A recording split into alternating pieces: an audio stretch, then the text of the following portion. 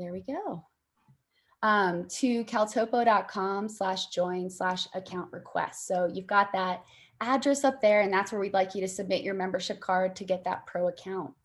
In addition, we also offer all AIARE students a free 30-day mobile subscription trial. So this trial does not require a credit card, so we don't collect any credit card information or anything like that. We also will only send them emails that are related to their trial, so they don't get automatically added to a marketing list or anything like that. The reason we offer this is because, one, it promotes collaboration. So it gives students a platform where they can route plan together, create their run lists, gives them something common they can talk about. And also we went with the mobile subscription trial specifically because that allows students to download base layers so that they can use the mobile app offline in the backcountry. So they can actually pull up their map, see it against, topo maps and aerial imagery and navigate and use it in that way. So let's talk a little bit more about these trials. Each AIARE provider is going to get an email from AIARE that has trial codes for each course. So here's an example of a trial code here. So that would be like for one course. You can redeem that trial code up to 25 times. So generally you want to use or plan on distributing one code per course. If you run out of codes, you can reach out to Sarah, the AIARE Membership Services Manager, and she'll be happy to get you some more codes. We recommend sending these trial codes out to students along with the rest of the pre-course work so they can have it set up and good to go before they come into the class. So I want to show you just briefly what that looks like from the student's perspective. So AIARE's got a little blurb you can include in your email to students, and it'll have this link in it. And this is the link where students can redeem this trial code. So let's take a look at what that looks like. So I'm just in an incognito window here any minute now. And when students go to caltopo.com/trial, they're going to have to either log in with an existing CalTopo account, or if they don't have one, they can create one using an existing email that they have with one of these account providers. So I'm just going to sign in with Google. I'm going to use an email that I have with them. That is a free account. And you'll see that once you're logged in, the students will have this option to enter in that trial code. So I'm just going to copy and paste that example trial code from earlier into this field. It's pretty straightforward. They click apply, and then this is what they'll see. It confirms, what account provider and email they're logged in with, and that they're going to get a trial mobile subscription for the next 30 days. And as soon as they hit start trial, that subscription is going to begin. So you want them to do it like about a week or two, before the course actually starts. So when they click start trial, unless someone stole it in the meantime, it will confirm that they've actually successfully applied it. So pretty straightforward. And AIARE does give you guys a blurb in the email they're sending to providers that provides an example of some verbiage you can use. So you can check that out. All right. So I'm actually going to turn this over right now. So I'm going to stop sharing. And I'm going to turn this over to Zeb Blaze because Zeb actually used these trials last year. So a little background on Zeb. He's an AIARE course leader and an IFMGA, AMGA American mountain guide. He's worked in ranges from the Andes to the Himalaya and skied on 6 continents. He's also the founder and owner of Blackbird Mountain Guides. He loves working with people and traveling the world to explore new ranges. And Zeb's just going to share how him and his company used these mobile trials last year, what worked for them, as well as some thoughts he has about, maybe potentially incorporating them into his course offerings this year. So Zeb, you can take it away. All right. Well, greetings, everybody. Yeah, so I started this last year, and this program from CalTopo really just dovetailed really well into our online offerings. We started with an online course that we built in-house that has like multimedia content and that kind of thing. And so when we sent the links out to each of our participants to start that online learning, we included some of the AIARE codes, the trial codes with that program. So our program was pretty basic. It really wasn't, you know, a very complicated process for us. Our roster system is spreadsheet based, and so we would just kind of build a roster, email all the clients, and attach one of these trial codes to each of those courses. So, you know, pretty simple setup there. Our online course content basically walks students through the basics of planning routes with CalTopo, and then allows them to share that back with us so we can review their route plans and that kind of thing. And then the biggest advantage is just having them have all of their loaded maps on their phones in the field so that we can talk about the terrain and route options and that kind of thing live in the field, and compare our track in the field to the route that they planned. So we found it was really, it worked really well, and it was a really successful program, and we're definitely planning on continuing that this year. I'll share my screen and just kind of walk you through some of the basic, I don't know if this is like going to be annoying or not, but it's, you know, one of the basic things that I did to manipulate the codes to like make it work for my system. So I basically just came through with the codes from my email, just select them, copied them, place them in a spreadsheet, and then just kind of walk through this process of separating all these values by splitting the columns, and then just transposing that range. So, oh yeah, I just would copy and then paste transposed. And so that just puts them in a format that makes it really easy for me to plug them all into each different course that I have. So however your system works, you know, just toy around with the spreadsheets there, and then, you know, I would copy and paste that into each email that I'd send out to each section of the program.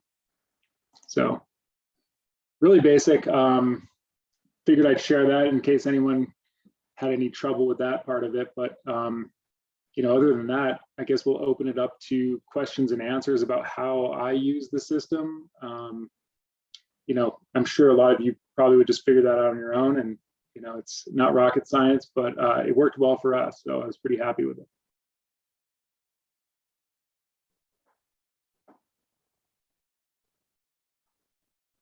Crickets. Is my mic on? This is Liz. I'll just jump in to say that everybody should have the ability to mute and unmute themselves, and you can turn on your video to sort of pop in, and feel free to unmute and ask a question, or you can throw it up in the chat and we can read it out loud for you.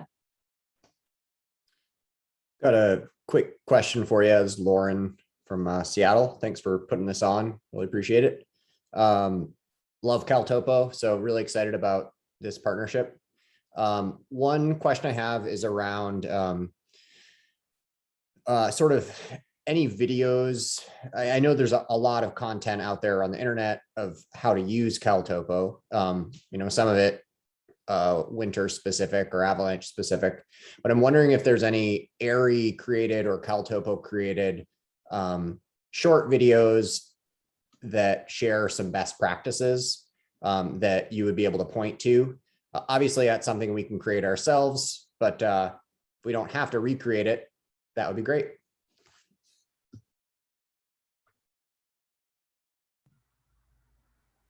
I can actually jump in here. Lauren, I don't know if you've seen our user guide. We do have that up. So we've been working more on the CalTopo side of things and developing kind of user resources to help people learn the program. And I actually, kind of a project that I'm starting to work on is creating a series of like sequential bite-sized videos that cover, you know, those skills and break them down for people. So that's something that we're continually working on developing, but The user guide, I'll drop it in the chat, but it's just training.caltopo.com. And we're always working to expand that. And, we have some more ideas for the future with maybe working to create very specific, stuff geared towards avalanche students and instructors and stuff like that.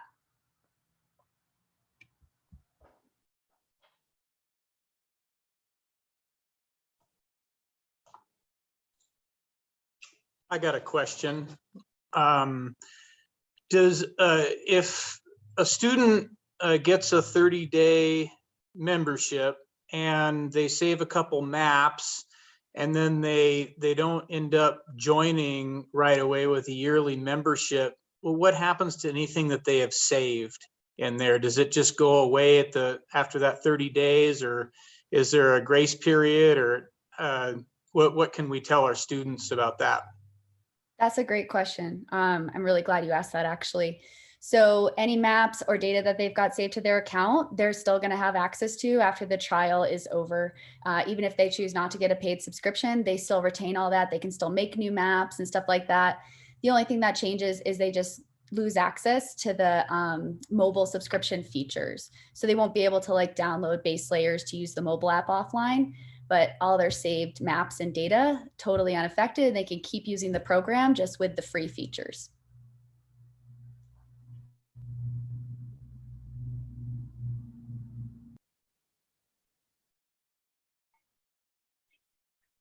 Hi, this is Todd. A question on the trial codes. So I used CalTopo last year for my courses, and I see what Zeb was mentioning or showing that there was a series of codes, whereas I recall, and I'm looking at CalTopo now, where it was sending out an invite for the emails that I have it for who's participants in my course, and they would get a trial code. So what's the difference in terms of creating a list of trial codes, which I don't know where Zeb created those, versus sending out an email from your system with a trial code?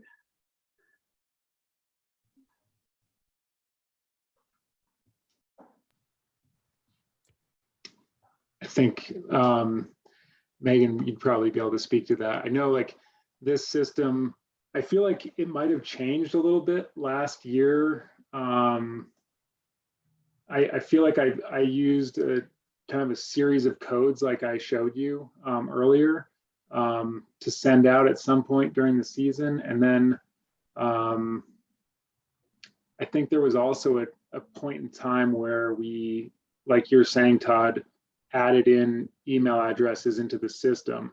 Mm-hmm. And I think I was just able to do that with basically copy and paste from my spreadsheet a list of emails into the system and print out the codes, generate codes for each student. But either way, it seems like it's going to work a little differently this year. Yeah, so we kind of, we offered these trial codes about halfway through the season last year. So we weren't, it was something that came in, it was a new offering that we had, and we were excited about it. And so this year we have, more formally partnered with AIARE and kind of refined that process and tried to simplify it. So that's why, AIARE is going to be sending out to each of the providers the list of trial codes that are for your particular courses. If you are an AMGA mountain guide, you might have an additional ability to generate trial codes as well individually. And that's because, guided trips tend to be a little different in terms of scheduling and frequency and stuff like that in terms of when you offer them. So there's a little bit of a different functionality in terms of how we're doing it for AIARE and our avalanche course providers and our AMGA mountain guides. So if you are a mountain guide, Todd, that might be part of what you're thinking about. This is a question for Liz, I guess. So if we need to have, if codes are going to be sent out based on our courses, does that mean in order to get codes, we need to make sure all of our courses are listed early on in the AIARE database? I believe what Sarah sent out, and maybe Zeb can confirm on this since you were showing us how to transpose those, but Sarah just sent out a block of codes to everyone. And they're, Megan, is that 25 people per code can use it? Yeah. Correct. And so if you run out and need more, then just ping Sarah and she'll send you another set. Gotcha. Yeah, if you add more courses as the season goes on, like we'll definitely get you the trial codes that you need.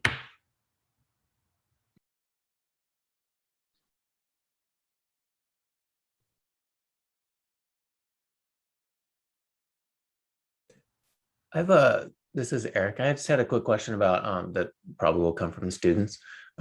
Is this meant to be a replacement for the GPS tracking type of apps they've already got, like Gaia or any of those? Should we assume this is in parallel or a replacement? I mean, I used it as an option for students. I don't think, you know, my job isn't to tell people what to use. It's to tell them the tools that are available and let them make their decisions. So, you know, the primary tool for planning trips is CalTopo, just because it seems to be the best option out there to me. If anyone has any other things to add there, you know, throw it in the chat and let me know some other tools, because I'm all ears. But when it comes to mobile apps, getting the planned routes from your computer onto your phone into the field, you know, I was telling people, great, if you have CalTopo, it just bumps over automatically. If you'd like something different, you can also print that map to PDF and use it on Avenza for free. You know, it's kind of a budget option, or you can have those maps in an area without cell service or without a subscription. And then, you know, people ask about Gaia, and I say, yeah, there's pros and cons to the different services. Like, you just got to play around with them a little bit. So that's how we approached it. Thanks. Oh, there we go. We kind of echoing what Zeb said. We did that last year. I had a lot of questions from students that, you know, oh, I use Onyx or backcountry GPS or whatever. There's dozens of other options out there. CalTopo is just another tool. Almost all of them have free options that will let you play with it, see which one you like, see which one works for you the best. And the other part of that is a lot of these tools do play well with each other.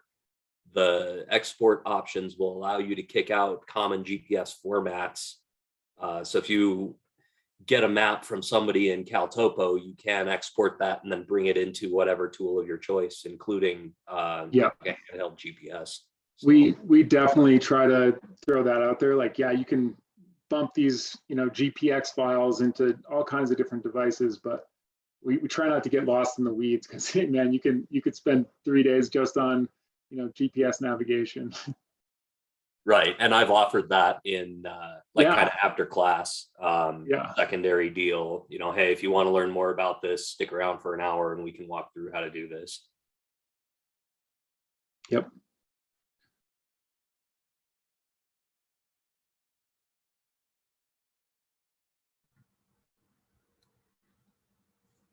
I'm curious, Megan, to hear your thoughts on the Gaia versus CalTopo mobile app.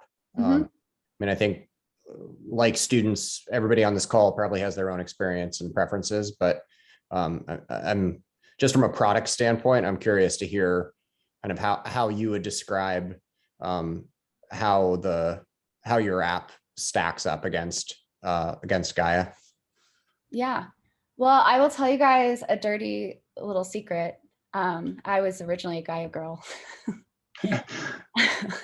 and to be fair, I told my boss that in my interview, because for me, starting out with mobile app navigation and getting into it's very user friendly. At least the mobile app version I found, and it was a low barrier to entry for learning. But what I found with CalTopo, and I've come over to it, not just because I work for the company, but also I'm a pretty avid skier. myself, and I do a lot of backcountry navigation. And what I like about CalTopo is just the depth and the quality of the data that's available. And I think that that is a little bit different than some of the other apps out there. And also, you know, I really appreciate the extensive desktop planning you can do. And then the ease of bringing that mobile app into the field, updating it, updating those maps in the field as I'm actually, you know, going about my planned route, actually making observations, seeing that, updating that map in the field, and then seeing it when I get back to my computer. It really allows me to have like this ongoing, continuous, you know, map that I'm constantly working on and building, you know, a better and better model for these different tours. So, I mean, I'm probably biased as well, but that's just been my experience with those.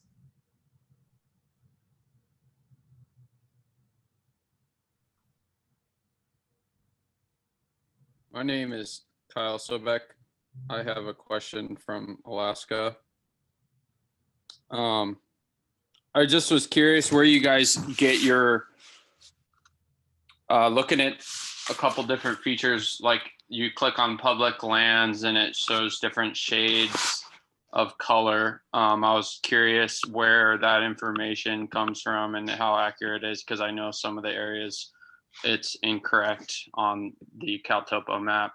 And I was also curious about the 40-foot and 100-foot contour lines, because you can choose to go to like a 10-foot contour line. And I was wondering how accurate that is and if that's been up, because I noticed that was added recently on the CalTopo's website. Yeah, Julie's a little bit, Julie, if you're on the call, she's a little bit better with those data sources. But the user guide that I referenced earlier, we do have, you know, for all of the different layers and stuff where we're pulling that data from. So it really depends on what you're looking at. The public lands, I'm trying to think off the top of my head where that's coming from. I'd really just point you towards that user guide for it, unless Julie can jump in with that. I don't remember the public land source. I mean, it's something online from the federal government. Same with the elevation data. We use the USGS 3-depth like digital elevation model, and then incorporate LiDAR data where that's available. Again, as long as it's part of that national source, but we're not able to like go select, you know, this county has its own LiDAR data. We don't have the ability to pick up all of those and integrate that in addition to the national data set. Sometimes the national data set is wrong. I mean, there's not really a great way around that. It's kind of what's out there. But what we try to do by offering so many different base layers and overlays is give you lots of options for comparing and contrasting these different data sources. So those different base layers and overlays all pull from different data sources. And so that allows you to visualize that in different ways for a particular area. All right. I really like that you guys added the Centennial Hub overlay recently. That's a huge bonus and a benefit over using Gaia, in my opinion, to see lakes frozen over and stuff in remote areas, especially this time of year. Whoever was asking about that, that's when I'm pretty much ready to switch, just because of that reason. And then to see it, Julie will get into it later, but to see it with like a topo map and to be able to layer different stuff with it and do some different false color visualizations, it can really give you a lot of information for areas you can't see, you know. It's great for ice skating too. It's some machine. right. I've got a. Yeah. Oh, go for it, Mark. I've got a question. I've noticed that there's some winter trails that were on the open source map that they seem to have changed from always being on to now they're off like the map builder topo and that they're still on the TF Outdoors, but as winter trails. And these winter ski trails are no longer on that map builder topo any longer. Is there any thought at CalTopo to incorporate winter trails during the winter season?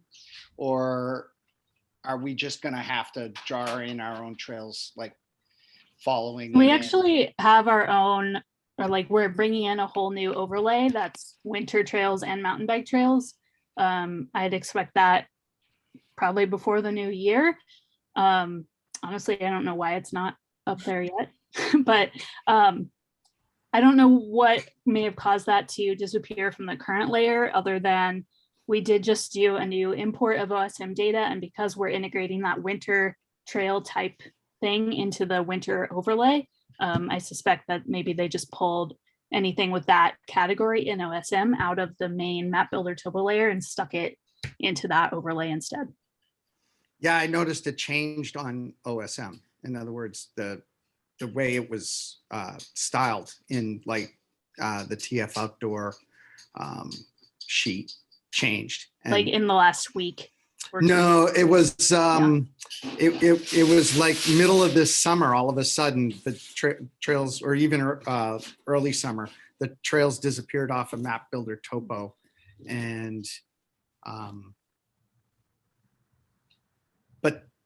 then they changed. I checked the TF Outdoors right away, and they had changed their style. So I assume there's something going on at OSM.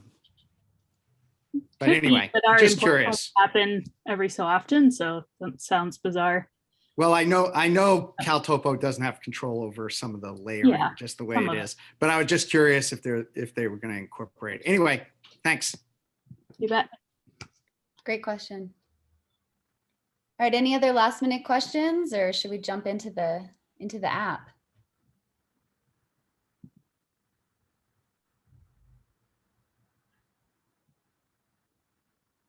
I take silence as a let's do it. All right. So I am going to share my screen again. And for the rest of the webinar, let me just get this set up first. There we go. We're going to be working in CalTopo. And this webinar is being recorded, so it will be available later. So if you are out there and you're new to CalTopo, don't worry about it. You'll be able to refer to this video as you start to learn the program if you choose to do so. There is something for everyone in this presentation. So if you are new, we're going to be covering the basics. And if you're already familiar with the platform, we'll be taking it farther and covering some tips and tricks, as well as looking at how you can get the most out of your free pro account as an AIARE instructor. So you can ask questions in the chat, and either Julie or myself will answer those while the other person's presenting. And we'll also have a little more time for Q&A at the end as well. So we'll have some time for live questions at the end of this part of the presentation. So I'm mainly going to be demonstrating how to use CalTopo and share it with your students. But about halfway through, we're going to have an opportunity for audience interaction. So if you've got, CalTopo open in another tab on your computer, or if you've got the mobile app open and you're already logged in, there'll be a chance for you to kind of interact in just a little bit. So just be ready for that if you choose to do so, or you can also just watch other people go for it. So currently I'm on caltopo.com on the web. And in order to use it, you've got to log in. So you've got this login option here on the right. And you want to make sure you sign in with the same account provider and email that you get your free pro account with. So I'm going to sign in with Google and choose this other email here. So then once you're logged in, you'll see your name up here. I've just changed my name to CalTopo user, but your name will show up there however you set it to show.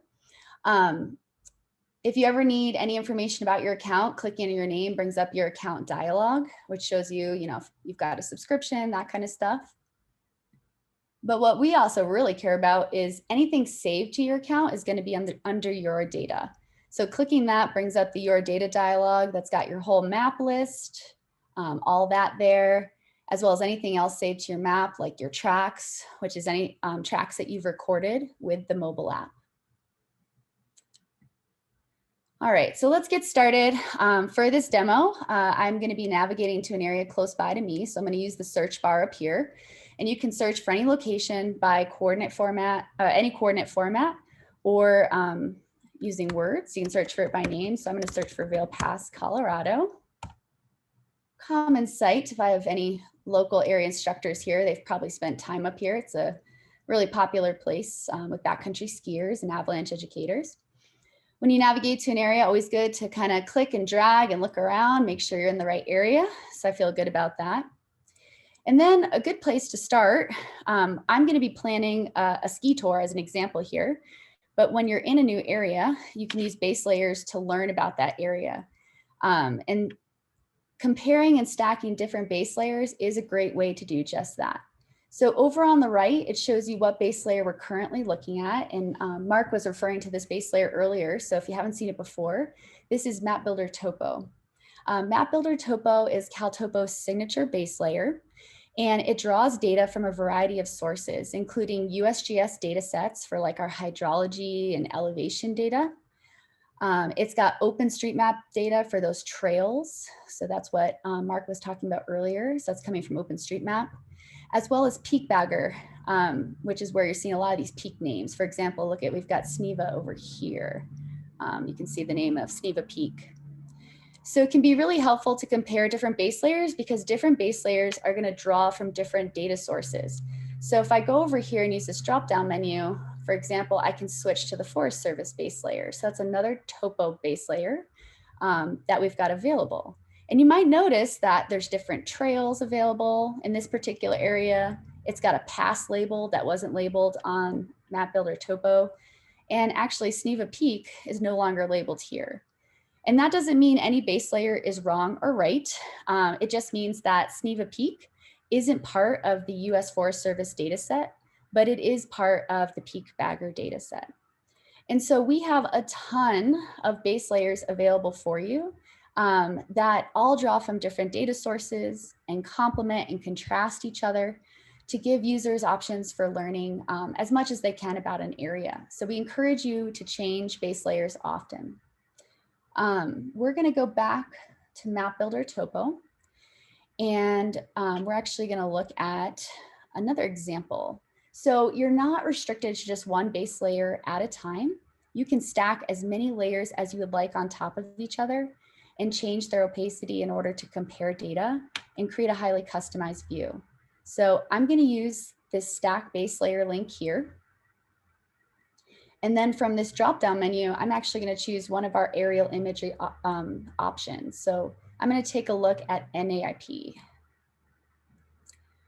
So NAIP displays aerial imagery in the continental United States. So I'm sorry, Alaska. But this is from the National Agricultural Inventory Program. So you can notice, this is really meant for getting an idea of the terrain in the summer. But I actually also like using this in the winter too. And one of the reasons is a lot of our layers are configurable. So they have different options that you can use.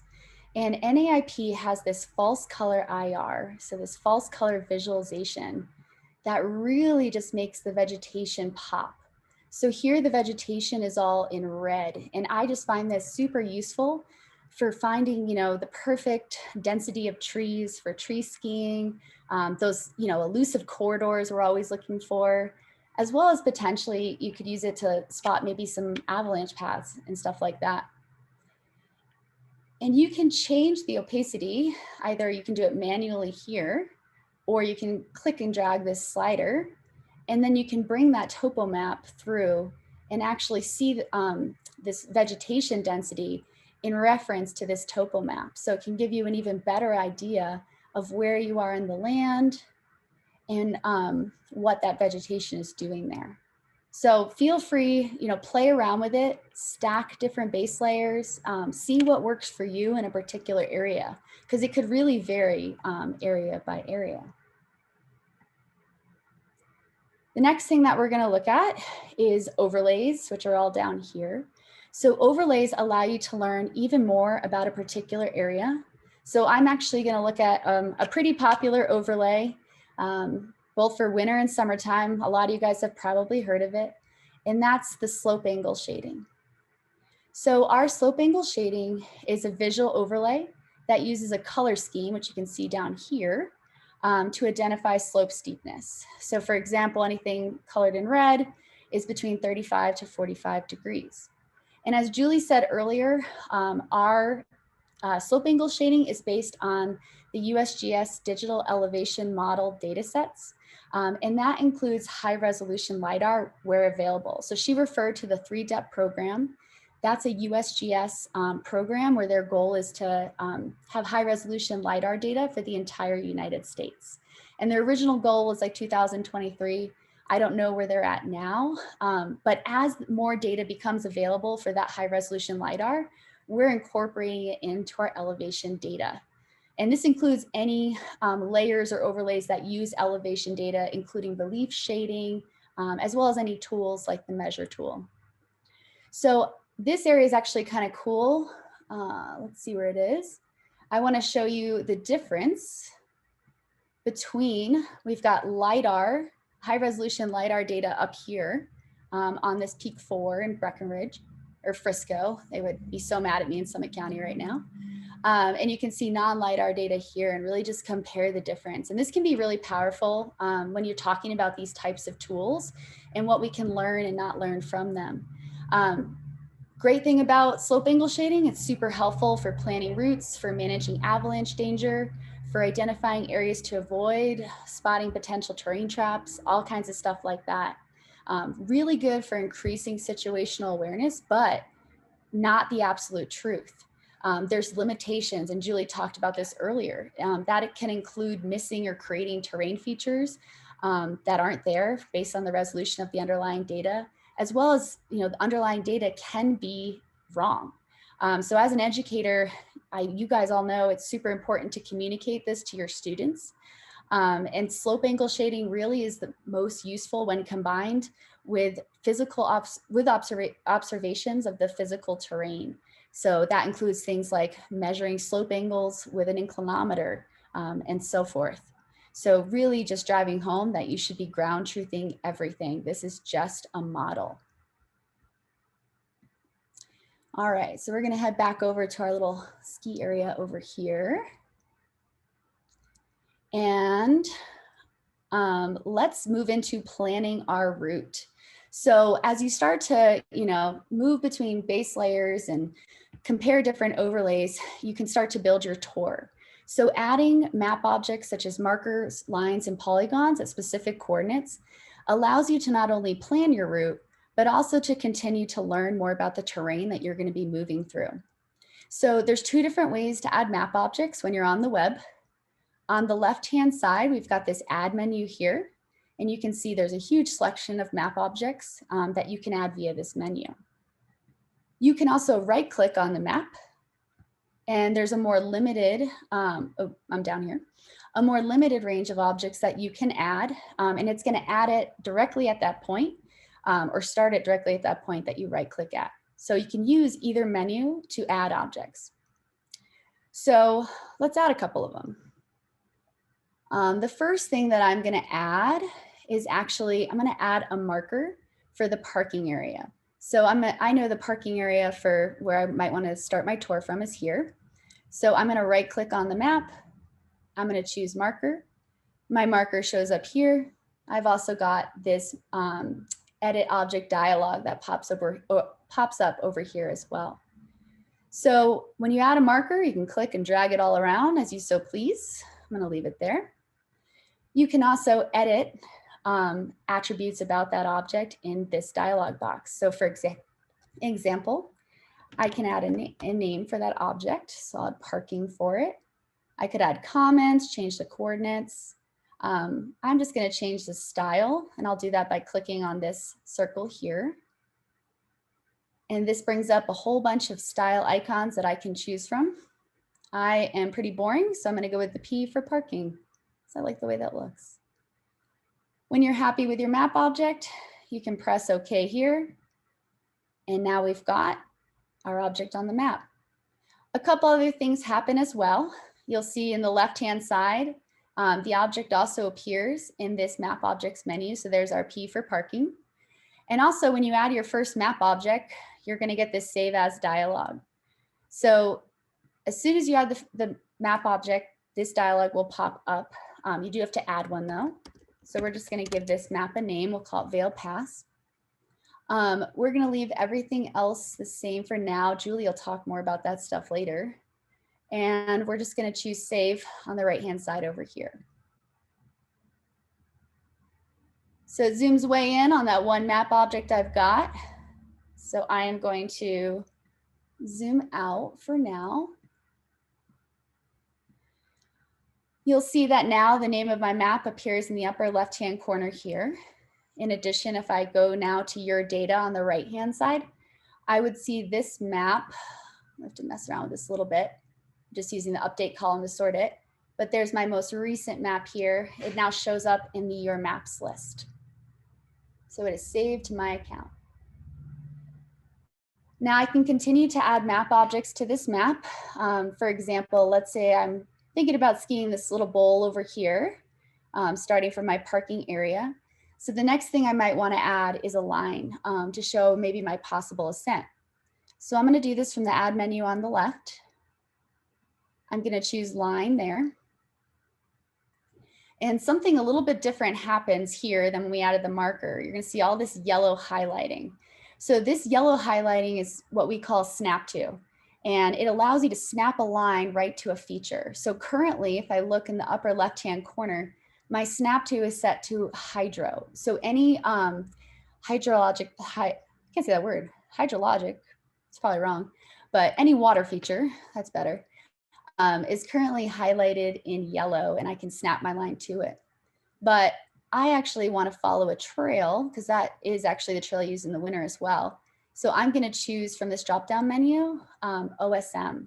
And so now what you're seeing highlighted is the OpenStreetMap data. And you're welcome to change between these different data sources as often as you'd like. So to start drawing my line, I'm going to just click on the map. And now I've got my line going, added my first vertice. And to use the snap to, you just follow along whatever you want to snap it to. So you'll see if I'm close to it, it snaps right to that feature. If I move away, it's straight. So I'm just going to follow along and click and add vertices until I get to the point where I want to head off of this trail. There's two other ways you can draw a line, and you can switch between these three different methods as you go. Another way you can draw a line is you can click and add vertices, and you'll just get a straight line in between. The other thing you can do is you can shift click and hold that, and you can draw freehand. I'm going to get a little crazy here just to show you how it's freehand. And you can switch between those different methods as often as you'd like. With the line, we've also got an edit object dialog down here.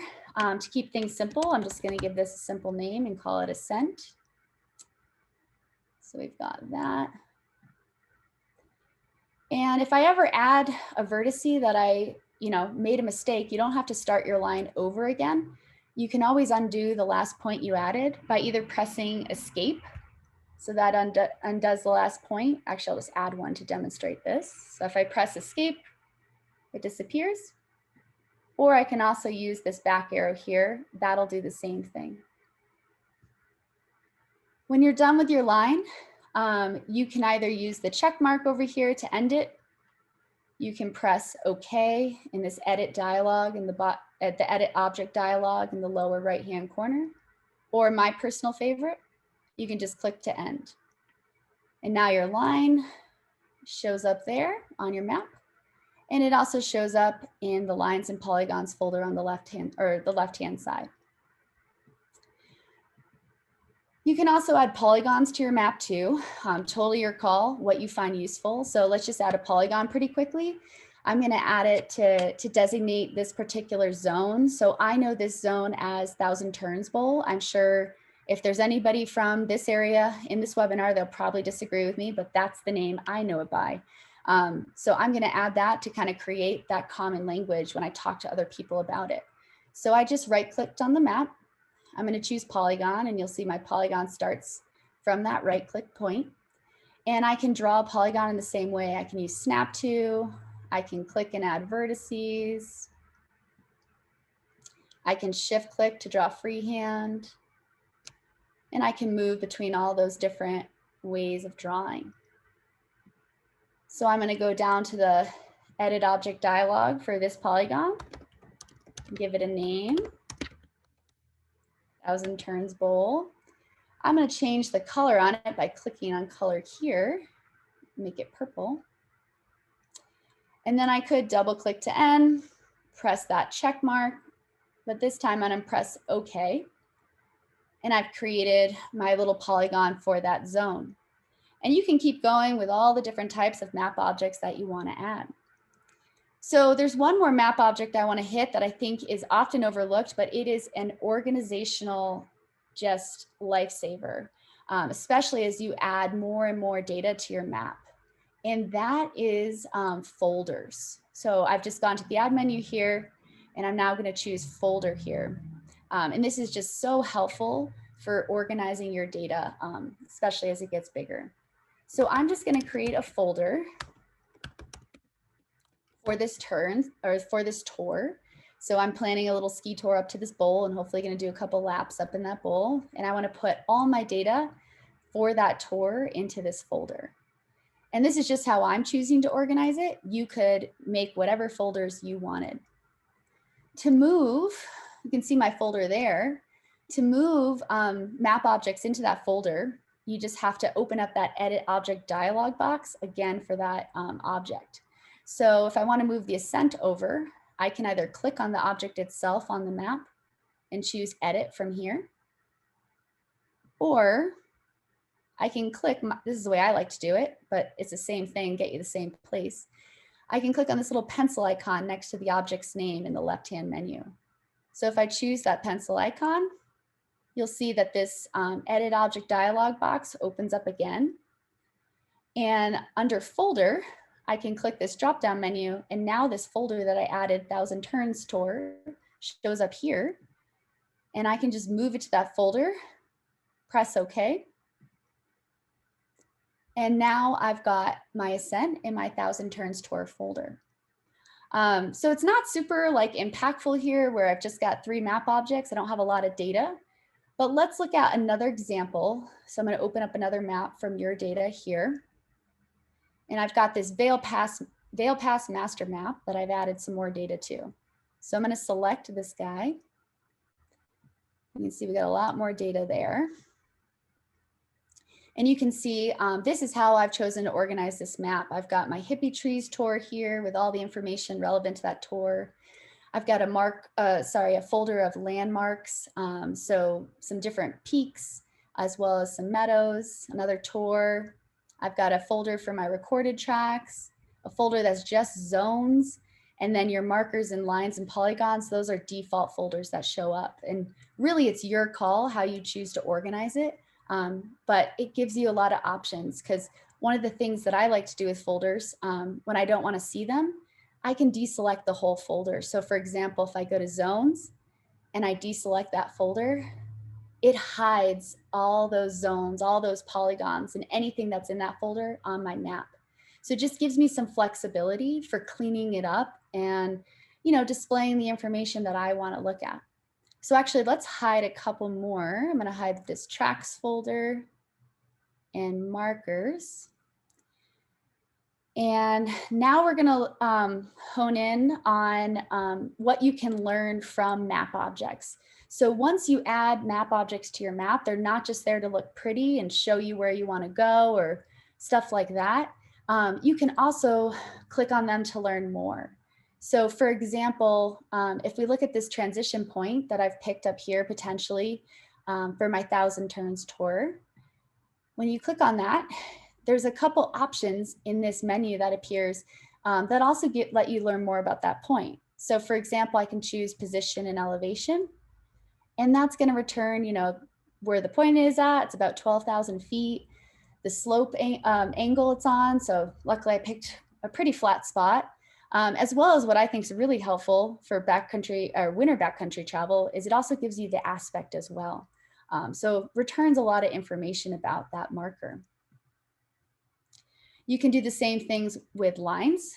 So if we click on our ascent here, you'll see that I've got a bunch of options for learning more about a line as well. So let's take a look at profile. And bring this guy a little more center. And I'm actually going to hide this tour, so you can really see this ascent line.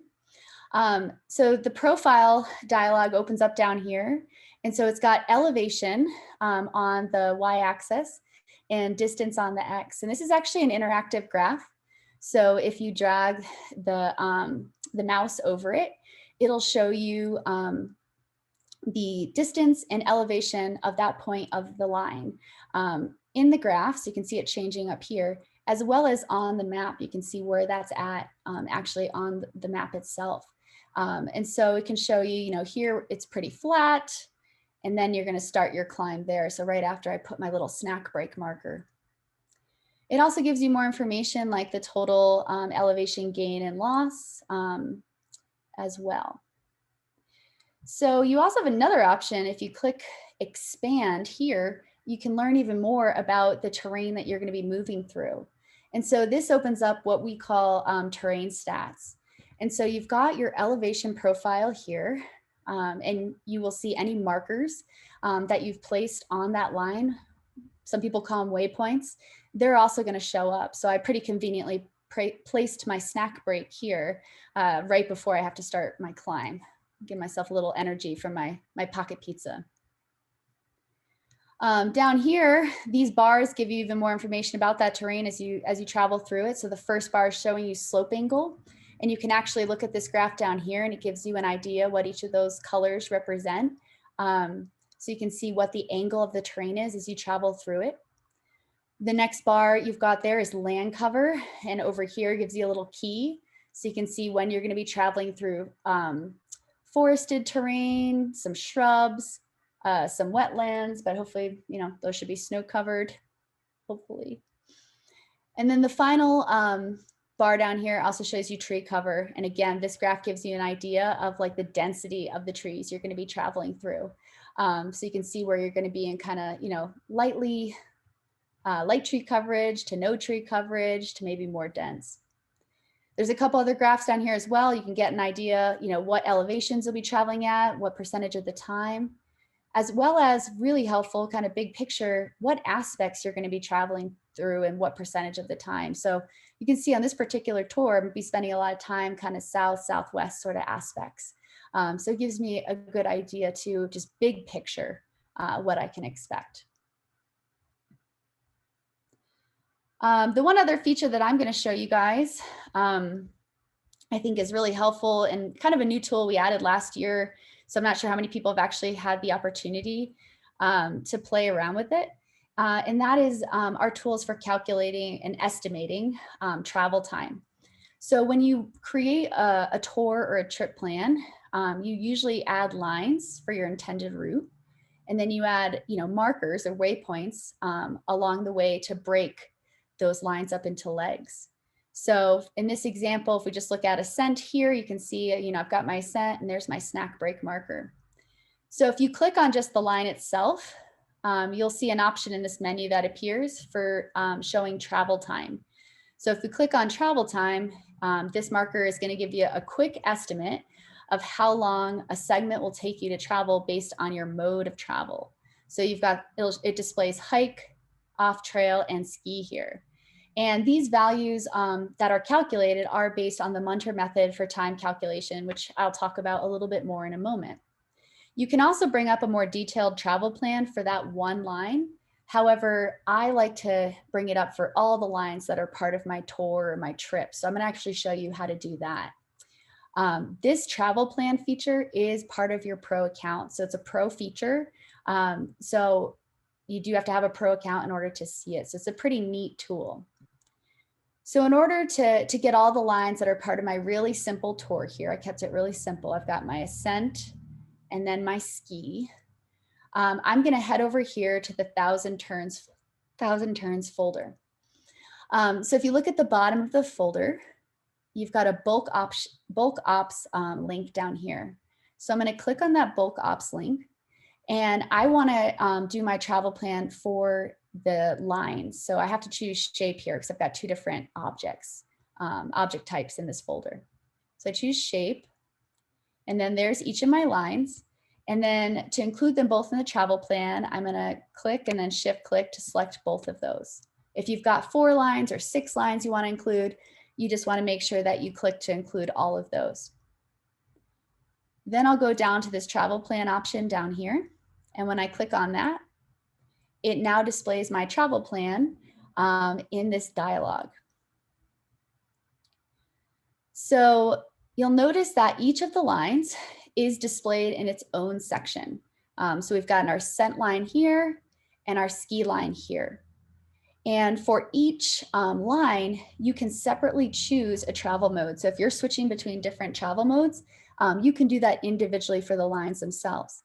So in order to change your travel mode, you click that drop-down menu and you've got the option of hike, bushwhack, ski, or custom. So hike, bushwhack, and ski are both based on generic values.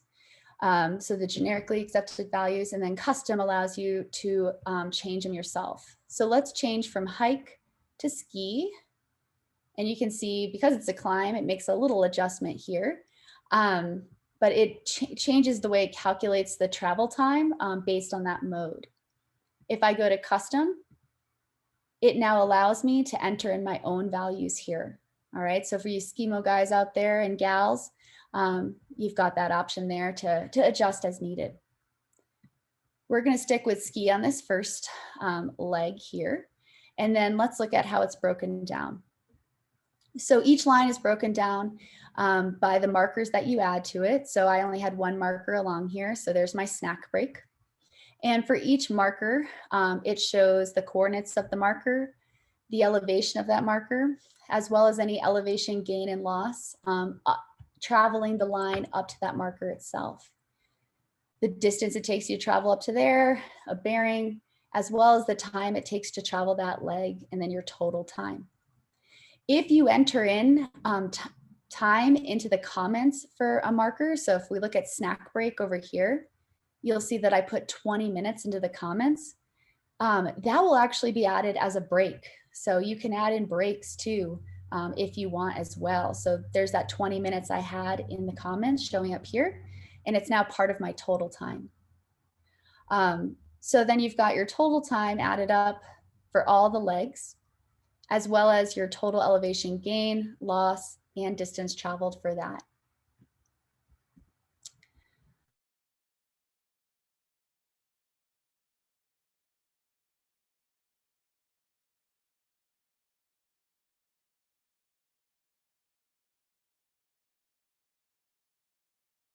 Is we wanted this tool to be valuable to both inexperienced and experienced users. So we do apply the Munter calculation in 50-meter increments as opposed to the whole leg at once.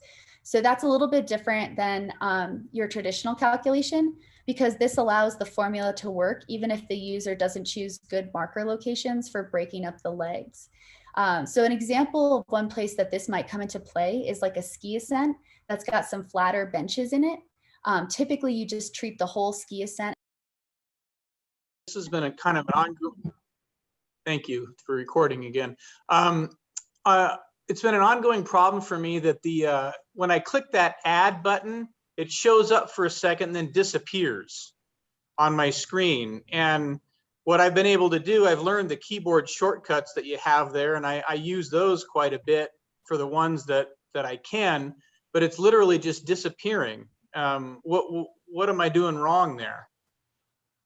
I suspect you have a browser add-on that is interfering with the ability of that to display. Okay. So either you can try a different browser or turn off your add-ons or use an incognito window and see if that fixes it. And if it does, then that's the issue. Okay, thanks. Sure. And if it doesn't fix it, definitely give us a shout at help@caltopo.com and we can help you troubleshoot further if you do need it. All right, appreciate that. Thanks. Go ahead, Krista. I was wondering, I'm kind of a Gaia girl, so we'll see if I switch here. That's really cool. Thank you so much. But does it track you as you go like Gaia does? It can. Okay. Yeah, I'm going to cover that in a few minutes. Okay, great. And then do you find that this works better on your app versus your computer as you're moving? What I meant to say is you do all this pre-work on your computer, but you do that pre-work on your app on your phone as well. Does it work? It carries over, and we'll look at that too in just a minute. And then my last question was, can you change the color of the slope angle and the shading? I noticed that there was a drop down right next to it. The slope angle shading had a drop down. I don't know. I hate to bring this up. Colorblind people, the red and green thing gets Sure, really yeah. old. Thanks. Yeah, just I'll get to that in just a moment. Shout at me if I don't. I'm gonna go ahead and turn off my video because my connection is not what I want it to be today, and I don't want that interfering with this, but you guys should be looking at the screen, not my face anyway. So what I want to do first is real quick talk about map sharing and collaboration. And to do that, I'm just going to create a new map here, and I'm going to move this out of my way. But I'm going to hit the locate me button just as a way to center myself on the map somehow. And to demonstrate how bad my internet is right now, I'm not anywhere in this circle. I don't know why it's putting me there, but whatever. And I'm going to use the fancy keyboard shortcut that Kurt was talking about, and just Shift M to add a marker. As soon as I do that, it's going to ask me to save the map. So in here, Megan already covered this a little bit, but I'm just going to call this demo map and keep it in my account. You guys probably won't even see that. But let's take a look at share your map based permissions right here. And there are two important concepts to think about when you are considering sharing your map. There's this, the base permission, and then there's a way for someone to view the map, which is base permission, or edit the map, which is a whole separate thing that we do later. So all you're setting right here is who can see this map. Anyone with any of these permissions cannot edit your map. You have to add that ability later. It defaults to being the URL.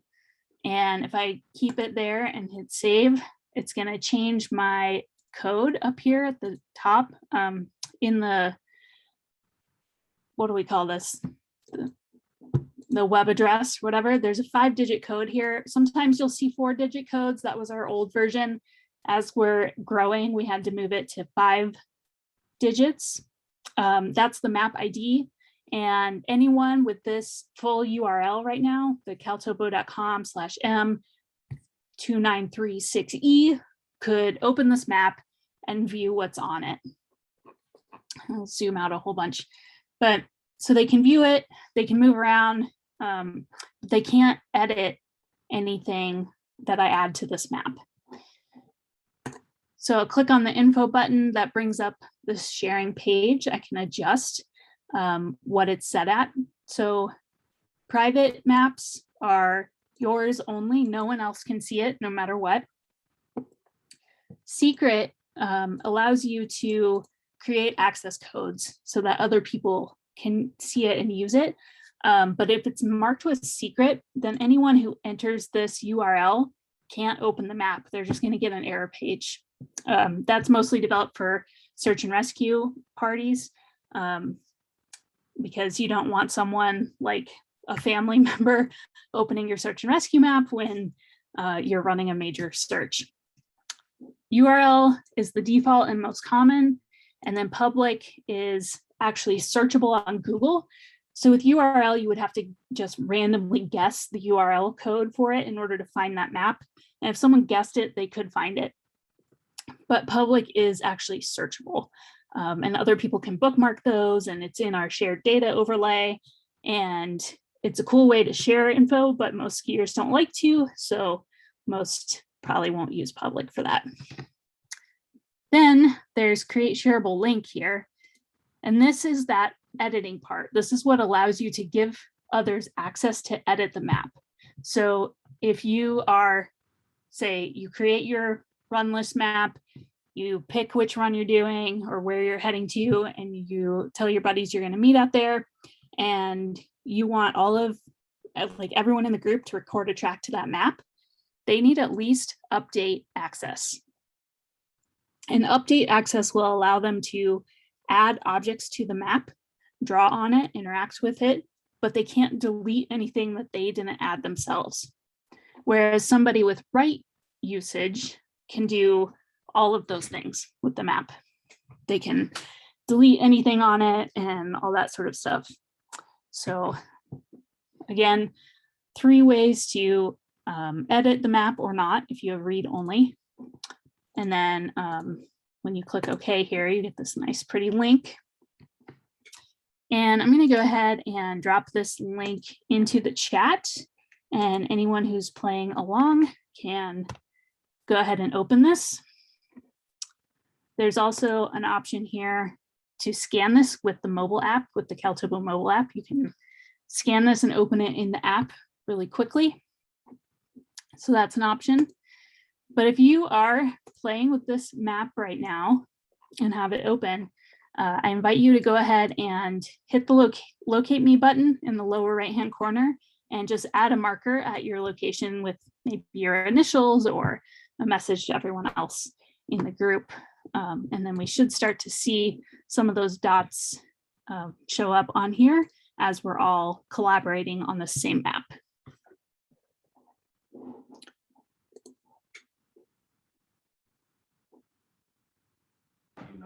Can you share that scannable code again, please?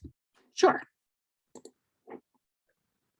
And I also put the link in the chat if you're on a computer.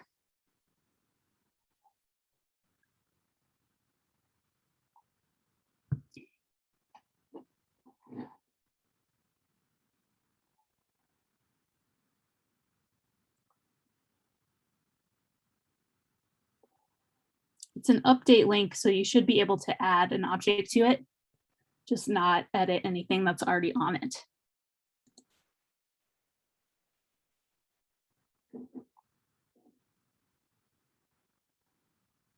So there's some markers coming in.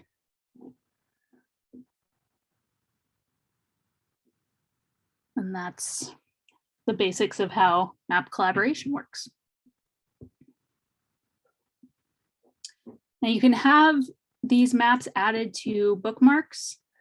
So it's difficult to demonstrate on here, but when someone adds a bookmark, they're going to find it in this bookmarks tab inside your data where they can open other maps. And that takes me to our Mount Rose map, which is what I'm going to use to continue on with this training. So I'm based in the Tahoe area, and this is a really common backcountry ski area near there.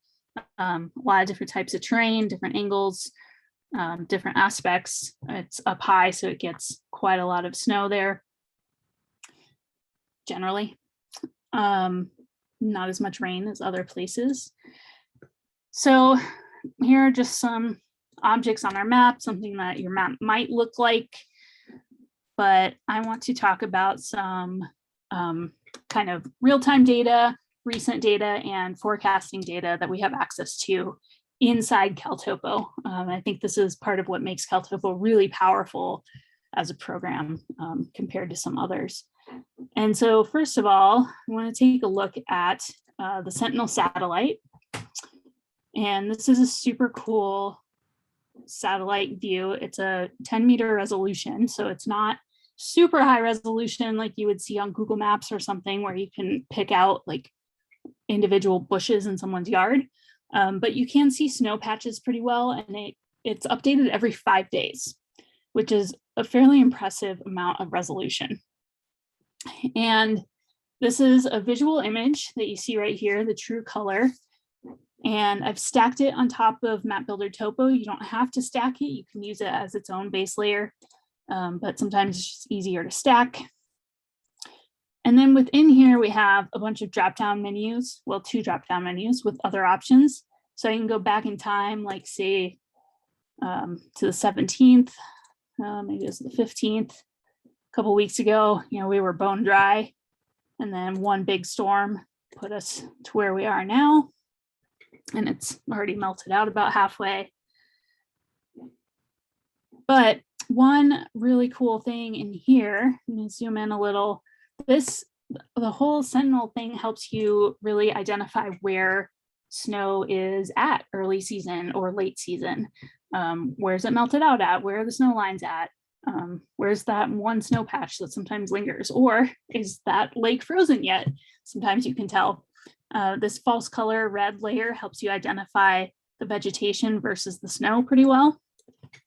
But obviously it can be really hard to reference what you're looking at here. So another thing we like to do is use that stacking of layers, and I can draw down the resolution of one of the layers or the other, depending on which one's on top. It's not loading right. Oh, I know why it's not loading right, because we're in a webinar, and so it never does. But this will help give you some context to what you're looking at with that snow layer. Or one of the other ones I really like to do is add a shaded relief layer. And you have to pick enhanced or terrain here, or it just totally blows out everything, covers it up. But this is super cool when it loads, and you can start to see like some of these terrain features underneath your snowpack picture there. Okay. I also have in here a custom enhanced relief that I really like for this. So custom layers are a thing. I don't want to spend too much time on this, but we did have a question about it in terms of the slope angle shading and color blindness here. So there's, you know, when we use the gradient one, the green and the red can definitely be difficult for colorblind users to use. Fixed is maybe a little better, but you can develop your own. So that would be in our add menu. There's this whole custom layers section, and you can add your own DEM shading. DEM is digital elevation model, and it you'd want to refer to our training site, the user guide, and figure out exactly how to use that and how to develop those. But like what I've done is created a mellow terrain, and I've picked my own colors here. And I know that for me, the purple ones in here are exactly what I like to ski. That's my perfect terrain. So I go around, look for huge sections of purple that don't have, mine's also developed so that it fits really well with the regular one. So I can see like, oh, well here, if I could get there, I don't have anything too steep above me. There's a nice long purple section here. And that's a pretty cool feature. And again, you can totally pick your own colors in that and do whatever you want with it. But I suggest referring to the user guide to find out all about all of our custom layers and various options that you have there.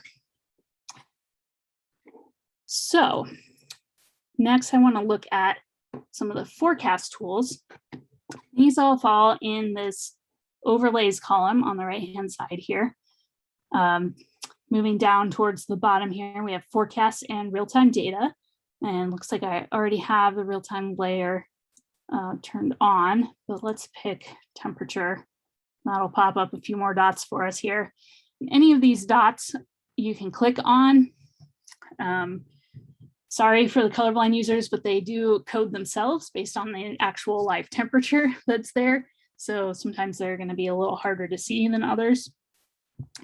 But a lot of these are weather stations that have way more types of data in them than just temperature or wind speed.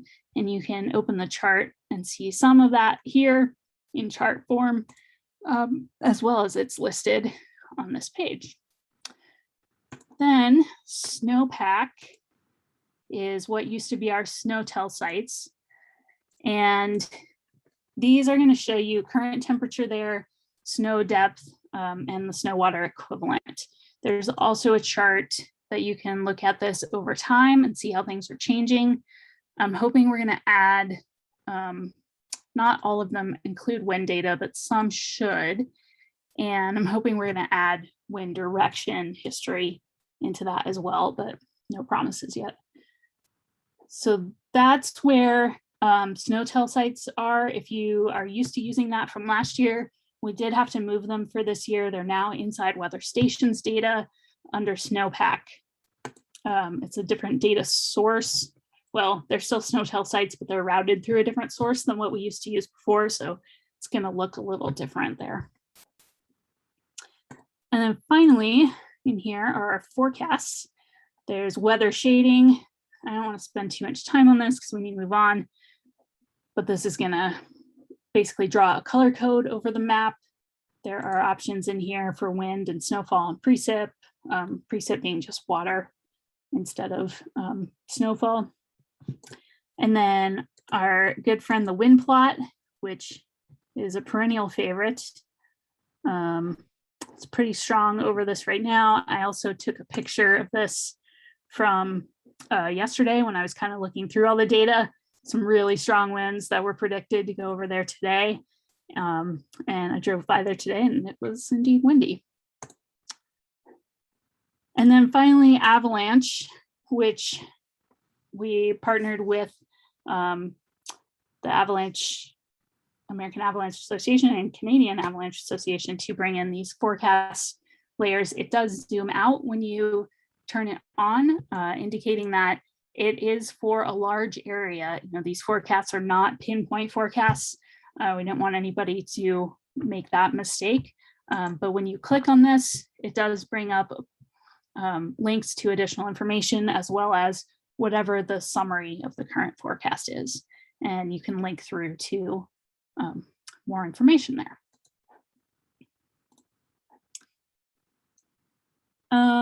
Liz, how strict are we on time here? Do we need to wrap up or is it okay to go over a little bit? Should I I'm jump? willing to hang out as long as you all need. Okay. And I'm sure this, I believe this will be recorded from here on out, but we did have a small glitch. I had a small glitch where I got kicked out. So I'll make this recording available if people do need to leave in the next few minutes. Great. I'm going to, I need to switch to my mobile device here. Share this with you guys. We're going to move into the mobile app. I'll cover a few features in here. Let's do, oh, bummer. I was hoping it would let me annotate from the computer, but it doesn't. Too bad. Okay, so this is the mobile app. When you open it, initially when you're logging in, you're going to go through a couple screens before you get here. But this should look very similar to the web and to those maps we were looking at. And as long as I log in exactly the same way here that I logged in on the web, I'm going to get the same map list.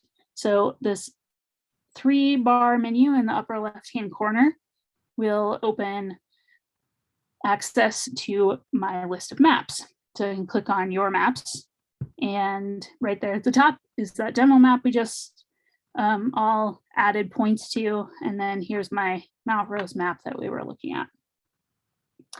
And it should look very similar. There's also in the top right corner, the layers menu. If you're in cell service, you're still going to be able to get some of that real-time data in here, forecast layers, some of your custom layers, and then our full layer list also. But again, you have to be in cell service. Really important thing, especially communicating with your students, to use this offline, outside of cell service and outside of a network. You have got to download layers. And we do that from the 3-bar menu, and there right under configuration, download layers. And it's going to zoom itself so that it shows me where all my map objects are, as well as an outline of what screen I was just looking at. And this way I can tell what I need to download in order to have that area ready to go. At the top of the page are the layers list for what I have available to download. And selecting it here is only going to tell me what's available or not. So if I check like the Forest Service layers, some of them are available, but not all. And that's probably all that's on there. But I just need to select the tiles that I want to download. These purple ones are areas I've already downloaded. I have those in full resolution for Map Builder Topo. If I change that to a different layer, I may or may not have those ones downloaded. Looks like I don't. Go back to Map Builder, and then the light blue, I have partial resolution downloaded there.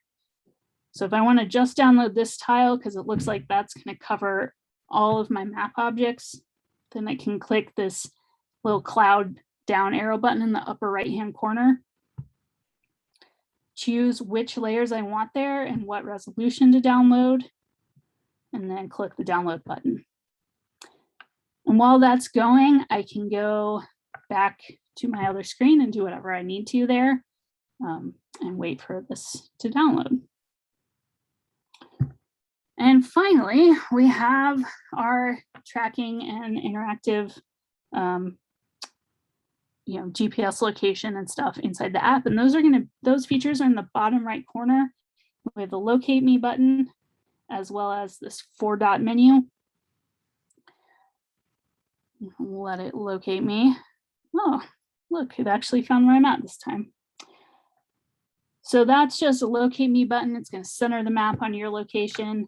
And then it doesn't hold it unless you press and hold it, or in the 4-dot menu, I can use this keep centered button, and that's going to tell it to keep checking on my location and showing where I'm at there. I can also undo keep centered, but record a track. And this is a really critical point also to remember and to communicate when you are telling your friends or your students to record a track to a map.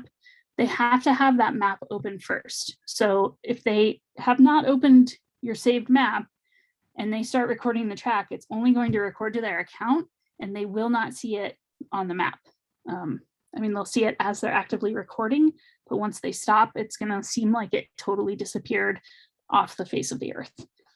So you have to have the map open. It's going to say here, save track to account and this map. I could choose account only, but that's not the point. And I'm going to start recording that track. All right. You can see it in the bottom. It's going along there. Obviously, I'm inside, so it's going to be super inaccurate and think I'm moving a lot when I'm not, and all sorts of fun things. Also in the 4-dot menu is marker at GPS, and that's really useful for recording any observations in the field or making notes about as you're going along. You just press marker at GPS real quick. It's going to have a default label in there about the time and the date, but you can edit that real quickly if you want, or otherwise just go ahead and save that to the map.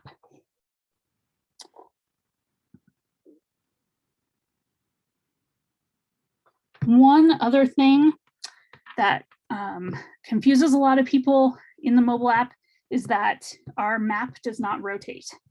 So even if I am navigating to a location, so I could just click a point on the map. If you long press on the map, it's like right clicking, and I selected navigate to from that menu. But no matter what I do here, I can rotate my phone until it fits there. Again, I'm inside and around a ton of electronics, so the compass is all weird, but I can't rotate the map. North is always up on our map. So you are always oriented to the map. The map is not always oriented to the world around you. So that's north up. That's how our app works. We've had tons and tons of requests to offer other options there, and we totally will at some point. But oddly enough, none of us use it in that way. We're all totally happy with north up. So it's a running joke. Stop navigating. And I'll finish my track. And any questions about the app and navigation? Or anything else? That's it. I'm done.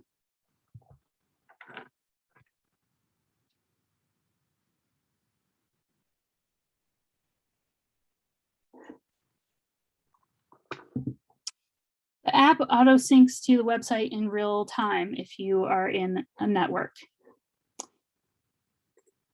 In service.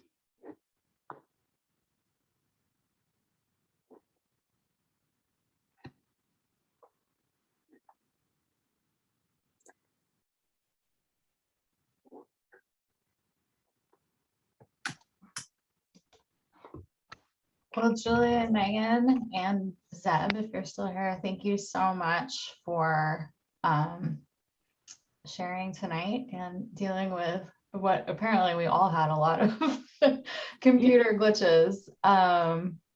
So I guess I'll leave this running for as long as people need to ask questions.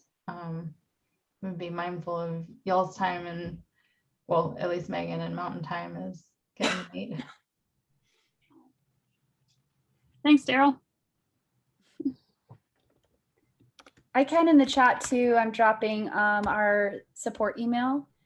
Feel free, you know, Kurt brought up an issue he was having with the ad menu showing up. If anything ever like that ever happens, or you just want to be pointed towards the resources you need, or you have feature suggestion number 5,236 for us. I saw that joke in the chat. Feel free to shoot us an email. We love hearing from users. We love helping you guys with whatever questions you have, and we love hearing feedback. So definitely shoot us an email if you ever need anything. And if you don't have your pro account, go get one. You get a free one. Is that different from a guide account? The guide account has the additional, so that's what we offer to AMGA because we don't give them the trial codes in bulk like we're doing for AIARE. So the only difference between the pro account that we offer to AIARE instructors and the AMGA guides is that guides have the additional functionality to generate their own trial codes. For the AIARE instructors, we're taking care of all that for you because you guys have a more set course schedule generally. So that's the only difference between the two. So sometimes we accidentally interchange the names. Yes. Just to keep everyone on their toes. Yeah, especially us.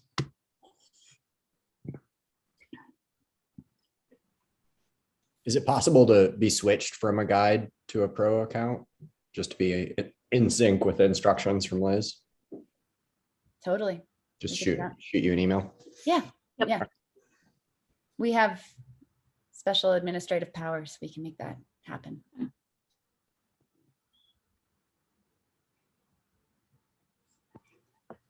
Thank you very much for taking the time to do this. Greatly appreciated. Yeah, you bet. Yeah, thanks a ton. It was fun. You guys had great questions, honestly. Totally. Yeah, that was really, really good questions, super relevant to what you're trying to do in your goals. So we're really happy to be here and help facilitate that. So thanks for being an awesome audience. It's hard in Zoom world. Totally. Great. Well, Well, thank you, everyone. I'm going to throw one last link to this in the chat. It's the page for our webinar series, and I'll also post recordings of this presentation and any subsequent ones there, so you can go back to that. If you have questions or can't find the email that had your codes in it, please reach out. Sarah@avtraining.org. I believe a lot of that is linked from your dashboard now. So if you log in at avtraining.org, you should be able to find links to that.